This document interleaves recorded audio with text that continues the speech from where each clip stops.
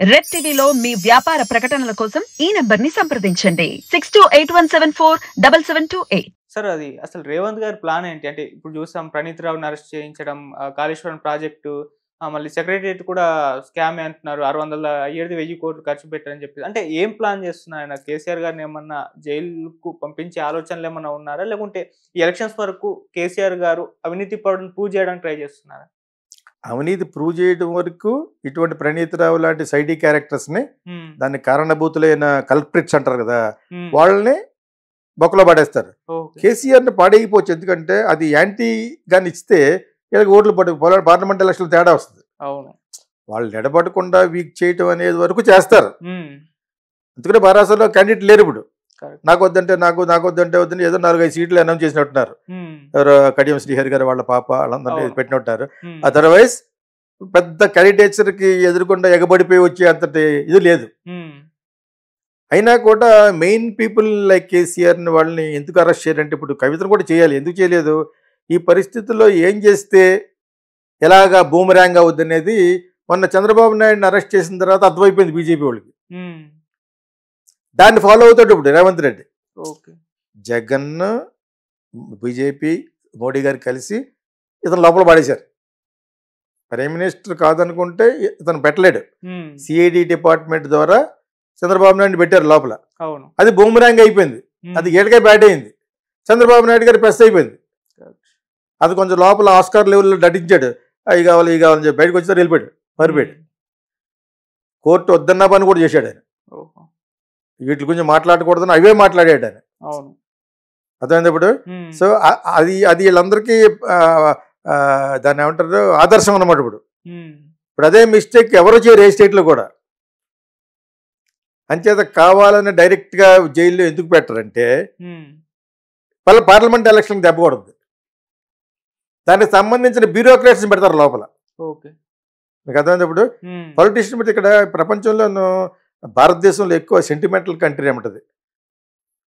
వాడు 100 మటర్లు చేసినా కూడా వాడిని మళ్ళీ ఊరేస్తున్నప్పుడు మనం ఏడుస్తూ ఉంటాం. ఆ టైప్ కంట్రీ ఇక్కడ.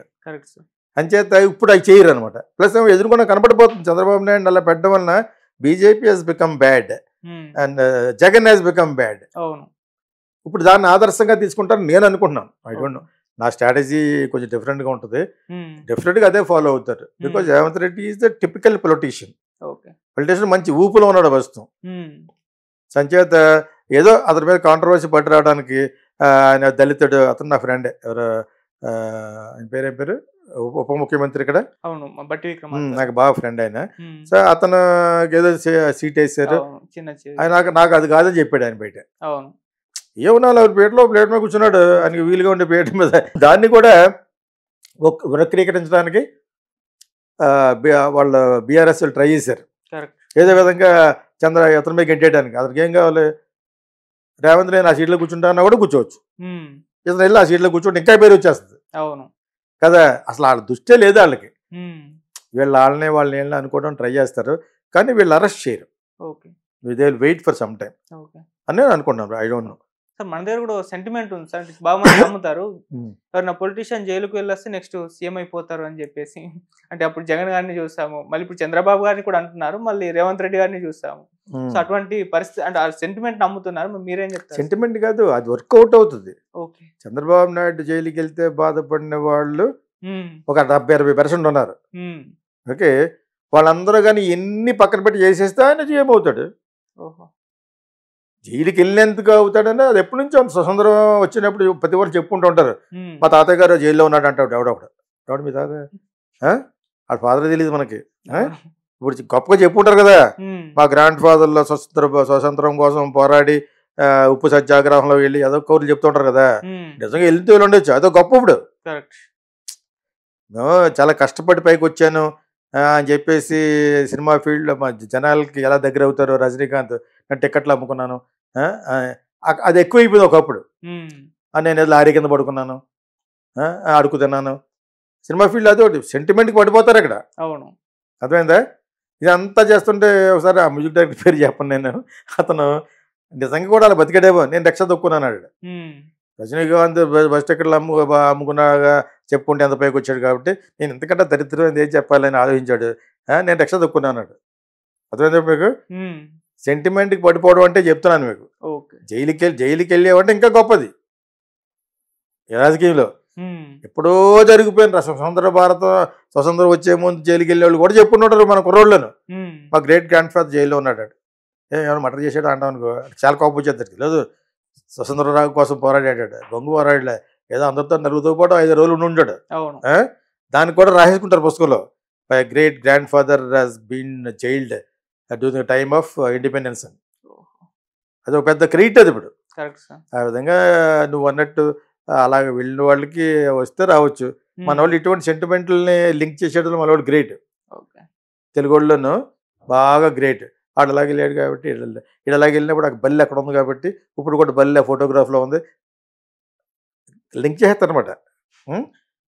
మేము చాలా ప్రీ హిస్టారిక్ అంటేనే మేము ఇంకా రాతి యుగంలోనే ఉందాం చెప్పుకోవడం ఇష్టం వాళ్ళకి. ఇలా రాతి యుగం కాబట్టి ఏంటిది, ఆడు జైలుకి వెళ్ళింది కొన్ని 1000 కోట్లు తినేసాడని కదా. ఇప్పుడు కూడా వెళ్ళొచ్చు. ఓడిపోతే ఫస్ట్ జైలుకి వెళ్ళేది చంద్రబాబు నాయుడే. అయిపోయిందా ఏంటి, జగన్ ఓడిపోయినా జగన్ వెళ్ళిపోతాడు. ఎక్కడ విజయం ఉంటుందో వాళ్ళనే పట్టుకుంటారు వాళ్ళు బీజేపీ వాళ్ళు. ఓడిపోతే నీ గొయ్యి నువ్వే ఊపినట్టు లెక్క. అంచేత by hook or crook Jagan గెలవాలి, by hook or crook Chandrababu Naidu గెలవాలి. అర్థమైంది ఇప్పుడు? లేకపోతే కరివేపాకులాగా పాడేస్తారు లోపల. అది సార్, ఇక మన స్పీకర్ గడ్డం ప్రసాద్ గారిది ఒక వీడియో వైరల్ అవుతుంది సార్. అంటే ఆయన ఫోన్లో ఎవరితో మాట్లాడుతూ అమ్మ గాంధీ ఆసుపత్రి, ఉస్మానియా ఆసుపత్రికి తీసుకెళ్ళకండి చనిపోతారు అని చెప్పేసి చెప్తున్నారు. ఆ వీడియో వైరల్ అవుతుంది. అంటే ఏంటి ఆయన అన్నాడా? అవును సార్. మంచివాడు కాబట్టి మంచి చెప్పాడు, కరెక్టే చెప్పాడు. గాంధీ హాస్పిటల్కి నేను ఒకసారి వెళ్ళాను. ఇది ఏంటిది హాస్పిటల్ లేకపోతే ఓన్లీ మార్చరీ అనుకున్నాను అనమాట. ఎవరు మా కజిన్ ఎవరో పోతే ఫస్ట్ యాక్సిడెంట్లో పోతే అక్కడ కదా పెడతారు, అక్కడ నుంచి వాళ్ళు నిమ్స్కి అది మార్చాం, అది వేరే విషయం. అది కంపు. ఇప్పుడు ఇంగ్లీష్ సినిమాలు చూస్తూ ఉంటాం, దాన్ని ఏమంటారు, పోస్ట్ మార్టం చేసిరండి, ఎంత నీట్గా ఉంటుంది, అది ఇలా ఉంటుంది. మన దగ్గరికి వెళ్తే డోకెత్తాం, వాడు ఫుల్ రక్తంతో ఉంటాడు అనమాట, ఫుల్ స్పిరిట్ తాగేసి ఉంటాడు. స్పిరిట్ కూడా మందే, అవును తెలుసు కదా, సంజయ్ రెడ్డి స్పిరిట్ లాగా. స్పిరిట్ అంటే మందు, అందులో కొన్ని నీళ్లు కలుపుకుని తాగితే ఫుల్ కిక్లో ఉంటాడు అనమాట, ఒక శాతం ఉంటాడు. అది ఎలా ఉంటుందంటే, అది కొన్ని 100 సంవత్సరాలు కడగకుండా ఉంటే ఎలా ఉంటుందో రక్తంతో ఉంటుంది అనమాట. అది మన పరిస్థితి. మరి అటువంటి హాస్పిటల్ తీసుకెళ్తే చచ్చిపోతే ఏం చేస్తారు? గాంధీ హాస్పిటల్కి వెళ్ళాడంటే ఇంకా ఫినిష్ అని ఆడంటే ఆయన అంటే నేను అదే అంటాను. గవర్నమెంట్ హాస్పిటల్ దేనైనా అంటారు, కానీ దాన్ని రూపురేఖలు ఇవిలాగే కాదు, మంచి హాస్పిటల్ కూడా ఉంటాయి గవర్నమెంట్ అనేది. నేను గుంటూరులో ఒకసారి చూశాను గవర్నమెంట్ హాస్పిటల్. మా దగ్గర పనిచేసిన అతను ఎవరో, విజయవాడ ఫిల్మ్ స్కూల్లో పనిచేసిన అతను, తను లాస్ట్ ఇయర్ వెళ్ళాను అక్కడ, ఎవరు తీసుకెళ్ళారు. చాలా బాగుంది హాస్పిటల్లో, ఓన్లీ బయటే కాదు డాక్టర్స్, తనకు మంచి పేరు ఉందన్నమాట. అలా కొన్ని government hospitals are they where many very fantastic doctors are supporting. అటువంటివి ఉన్నాయి. జనరల్గా ఈ గాంధీ హాస్పిటల్కి ఈ మట్టుకు చాలా చాలా బ్యాడ్ ఉంది. మరి దాన్ని ఎందుకు సంస్కరించరు? అది అట్లీస్ట్ స్పీకర్ అన్నాడు కాబట్టి సందర్భంగా ఎలాగ కేసీఆర్ చేయలేదు, ఈ రేవంత్ రెడ్డి అయినా దాన్ని ఒక సాఫిస్టికేటెడ్గా చేస్తే, ఎస్పెషలీ దట్ పోస్ట్ మార్టం చేసేది ఉంటుంది కదా, దాన్ని మేక్ ఇట్ యాజ్ ఇంగ్లీష్ సినిమాలో చూడండి, అది బాగా చేయండి. యాక్చువల్గా దానికి వాడికి ఒక ఫెసిలిటీ ఉండదు, వాడికి చాలా దరిద్రంగా ఉంటాడు అనమాట ఆ కోసివాడు. అది మార్చమని నా యొక్క సజెషన్. గాంధీ హాస్పిటల్ అంటే చచ్చిపోతా వెళ్ళట్టే లెక్కంగా. మన కోవిడ్లో ఏమనుకునేవాళ్ళు, అలా జరిగినాయి కూడా కదా. పలానా హాస్పిటల్కి వెళ్తే పలానా పేషెంట్ చూడడానికి వెళ్ళాడు చచ్చిపోయాడు, టీఎన్ఆర్ ఐ డ్రీమ్స్. సో పాపం వాళ్ళ సిస్టమ్ చూడడానికి వెళ్ళాడు అతను. అంటే అప్పుడు ఉన్న మాట అంటే ఊలికేది అంటారు. అలాగా గాంధీ హాస్పిటల్ గురించి ఆ స్పీకర్ గారు చెప్పింది 99% కరెక్ట్.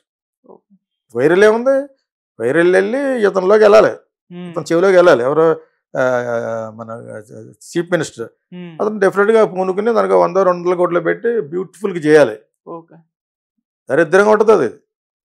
That's my statement. కానీ జస్ట్ బీఆర్ఎస్ ప్రభుత్వం పైన బురద జల్లడానికే ఇది ఎలక్షన్స్ టైంలో స్టంట్ అని అంటున్నారు తప్పితే దాన్ని అంత సీరియస్గా తీసుకోవట్లేదు సార్. అప్పుడు అక్కడ ఏమన్నా general manager KCR chief minister చేసాడు, వెళ్ళిపోయాడు. దానికి పెద్ద బడ్జెట్ అవసరం లేదనుకున్నాడు బింగేద్దామని. ఎవరి మినిస్టర్ అయినా కూడా గవర్నమెంట్ వచ్చిన వెంటనే మనం ఎక్కడెక్కడ దొబ్బేయచ్చని హెలికాప్టర్ వేసి చూస్తూ ఉంటారు ల్యాండ్. ఇదేంటిది అంటే అనమాట రాసుకుంటారు అనమాట, చున్నాలు పెట్టేస్తుంటారు పక్కన ఏజీ ఆఫీసర్. అది దొబ్బేస్తారు.